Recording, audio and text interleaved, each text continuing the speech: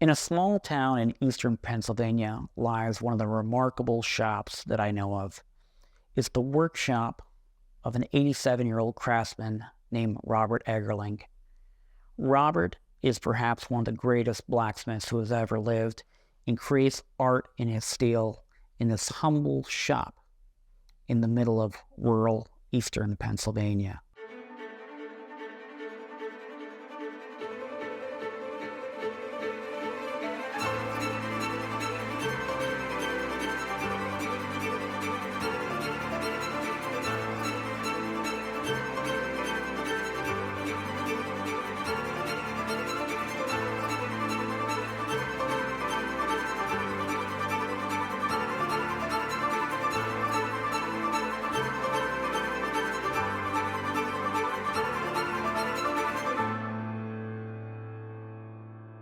In this video, we're going to discuss a one-of-a-kind pistol called Leviathan, made from that material from Robert Eggerling.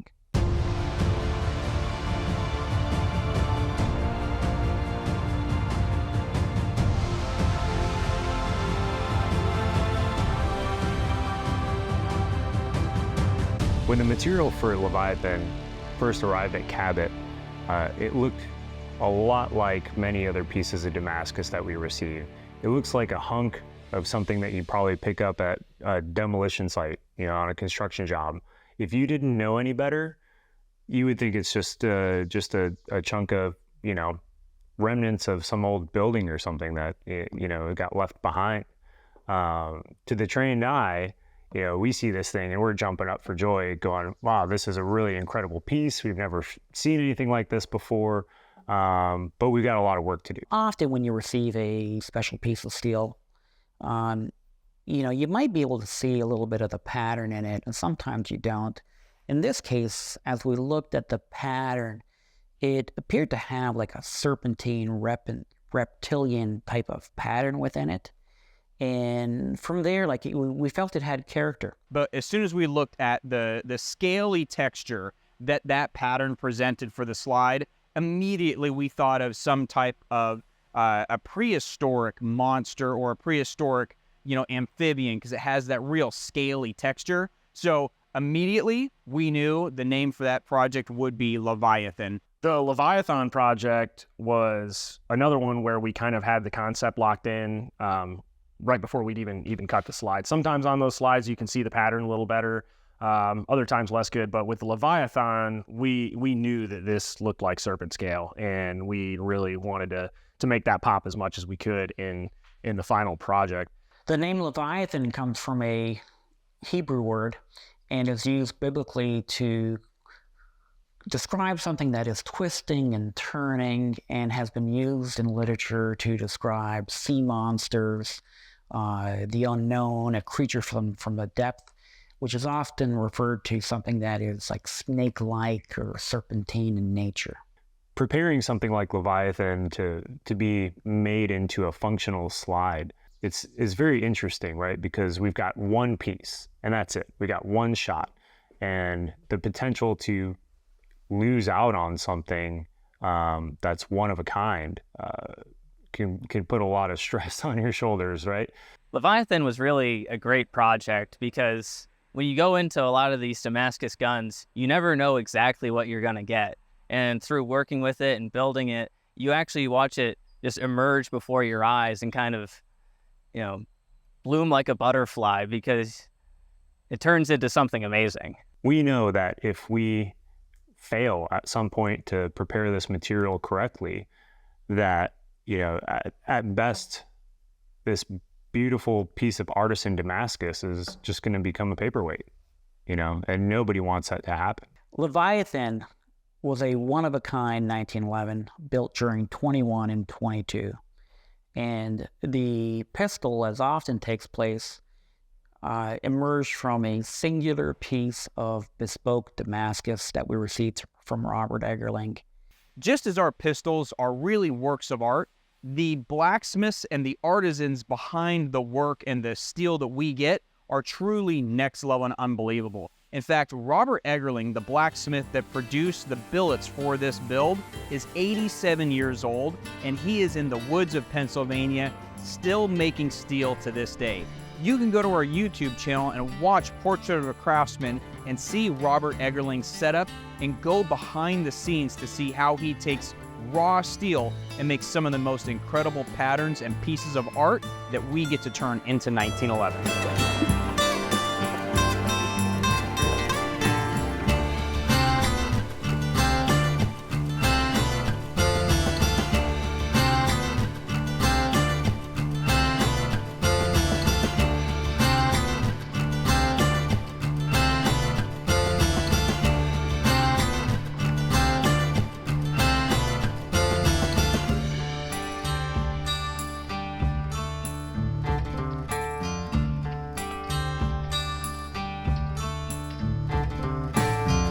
Anyway, we got this billet made here now, and I'm going to show Robert what it looks like.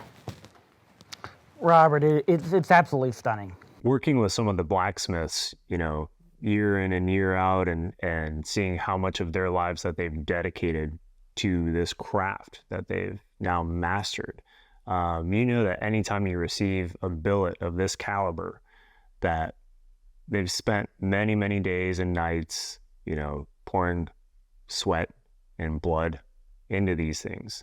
And every single piece that we receive, although we look at it as just the beginning of the project, it started life way before it got to us. So it's essentially taking someone else's, you know, piece of art and finishing it out and, you know, adding our vision to it. Sometimes you work on a piece for like a week, or you might have a couple weeks into making all the parts, and then you have to assemble this all and do the final weld.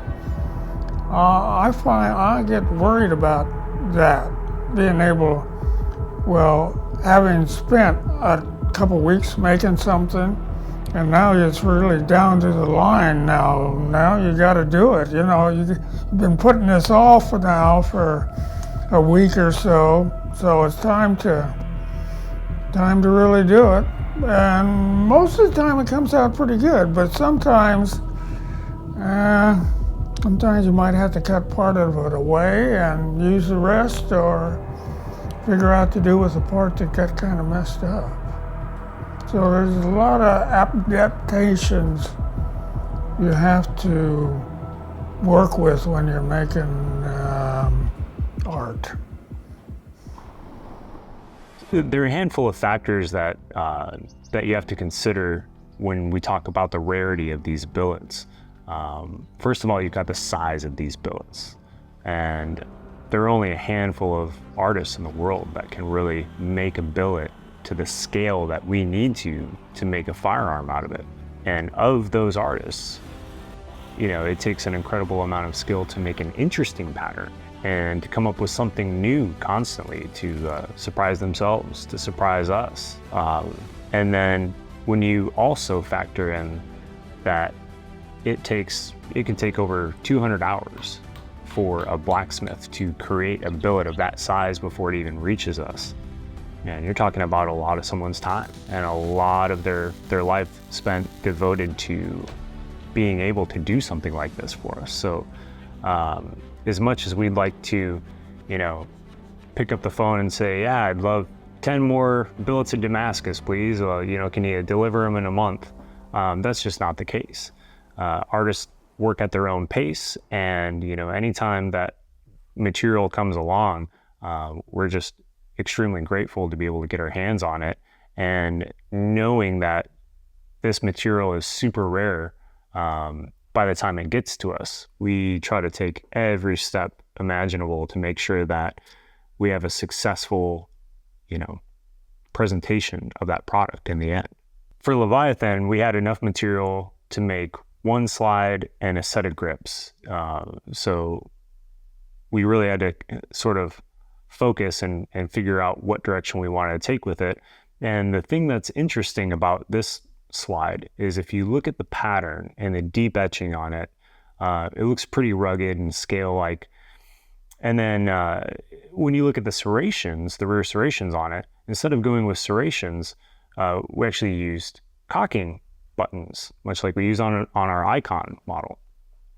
So to fit these cocking buttons onto a slide, we actually mill threads into the slide itself. So when you talk about drilling a hole in Damascus or cutting, parts of it away, it's a lot different than threading a hole. I'm sure that many of you have stripped out some threads here and there in your lifetime, and you know how frustrating that can be. But when you try to cut threads into material that is, constantly changing, it's a really delicate situation. So, we had grip panels to play with, we had a slide to play with, and we wanted to just give it kind of a gnarly texture. So that was one a process we usually call our deep etch, and that will actually remove material to usually 6 or 7 thousandths. So a lot of times people will see pictures of them, and I'll see them on the internet, and they'll say stuff like, it almost looks like you could feel it. There's a lot of like knife Damascus where they'll just do surface etch and stuff, and you can see that it looks like there's texture, but then you touch it and it's just smooth. So it's really just a color that you're seeing. But in the case of these, we'll actually etch them deep enough that there is a very noticeable change in the surface depth between the etched material and material that was more resistant to the etch. So on these ones, we thought that it would be really cool to go heavy with the etch on the exterior of the slide and get all kinds of craters in there and get a bunch of texture that would highlight the serpent scale. When I was etching Leviathan, you begin to etch, and you don't know exactly what you're going to get. And over the course of tending it for hours and hours, it slowly emerges, and you can really start letting your mind run wild with the places you could take it. I mean, I thought we were going to go somewhere completely different, and then we brought in the color on top of the textures that it had, and it was just, it was fantastic. When you're working with some of this Damascus, you never quite know what you're going to get. Sometimes there's hidden challenges that are going to reveal themselves, and other times, hidden gifts that are going to make things special and unique. And it's our job and, part of the fun to work with and through those. When we're etching Damascus, we have general concentrations and kinds of acid that we use. And the benefit of working with Eggerling on a project like Leviathan is he's so consistent that we pretty much know what we have to do. And if something was to be different, then we could make some modifications along the way. In order to get interesting colors out of those, we like to apply various heats to it. So as we elevate the temperature of the steel, the oxidation happens at different temperature ranges and at different speeds depending on the thermal mass of the product that we're working with. So it was really cool in this particular one to see that color shift as you went through the different thicknesses of the steel.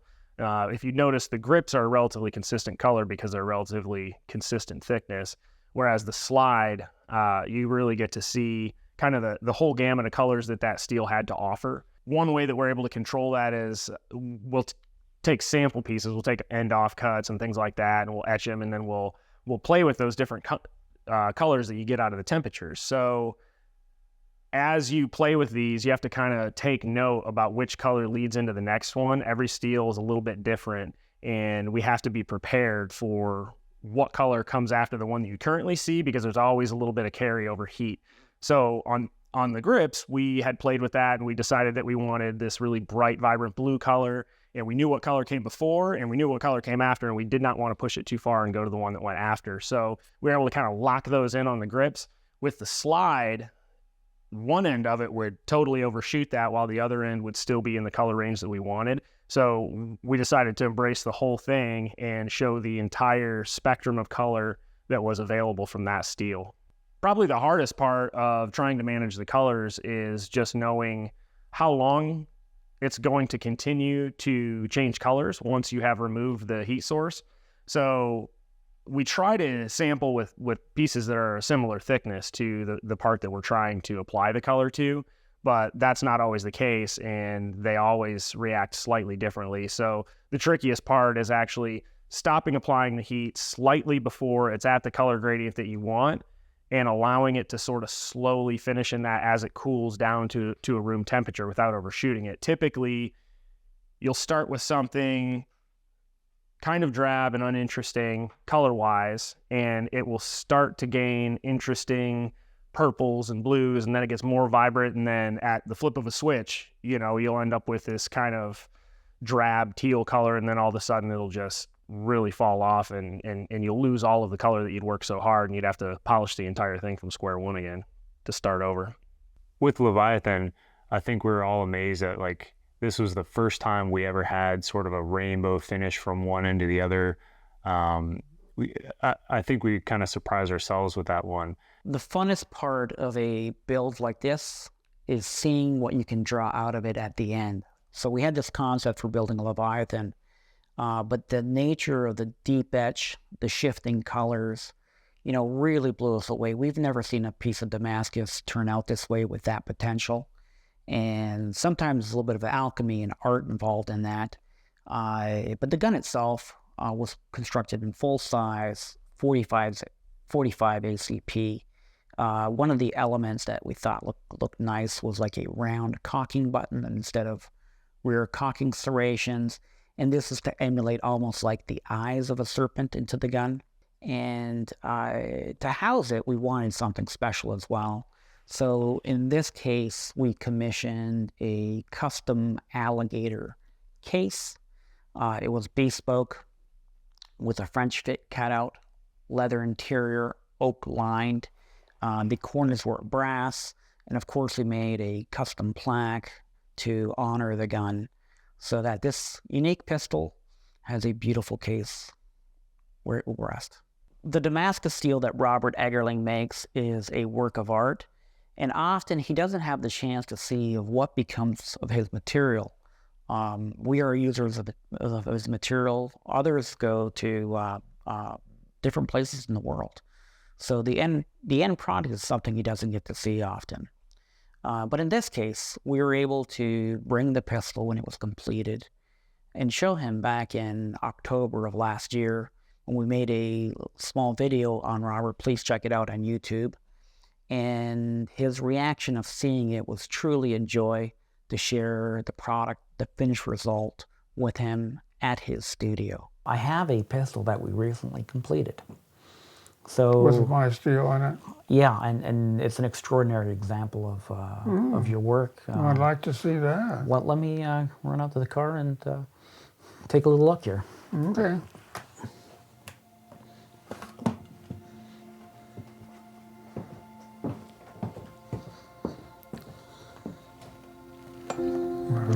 Alligator? It is alligator. So this is the pistol we completed, and I remember when we received the material, we can see a faint pattern on it, and we always get maybe an inclination of what it might look like. And in this case, we felt that the pattern had a little bit of a reptilian feel to it in terms of scale. So we decided very early on to call the gun Leviathan. And in that planning process, we serialized the frame Leviathan 1, and it turned out, so this is a bespoke alligator case, leather interior, oak lined, and here's the pistol.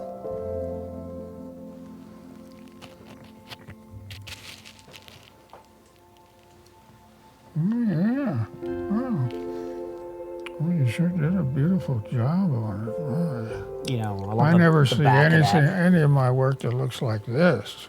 So, yeah, we were thrilled with the final result. So I think this is going to be a piece that I feel will be treasured for a long time, Robert. Thank you for the material. Oh, wow. Thank you for bringing it by and showing us all. I really like the way you etched it real deep there. That really looks sharp. And of course, it's a one of one. You only made one. It'll be one of one. There'll never be another one quite like it again. And that's the beauty of the uniqueness of working with your material. The big surprise was seeing the color variation, right? Which we've never seen on one of your pieces before, because it's all heated in a consistent. It's not like it's heated in a segmented fashion. The entire piece was heated consistently. So it just had that natural change in color, almost the way like a serpent changes when it's shifting and moving around. Beautiful. Art gun. I think it is. Yeah, it's a good one, Robert. It's like we were all pretty happy and joyful for a few days, number of days when we first oh man, and we first got that finished.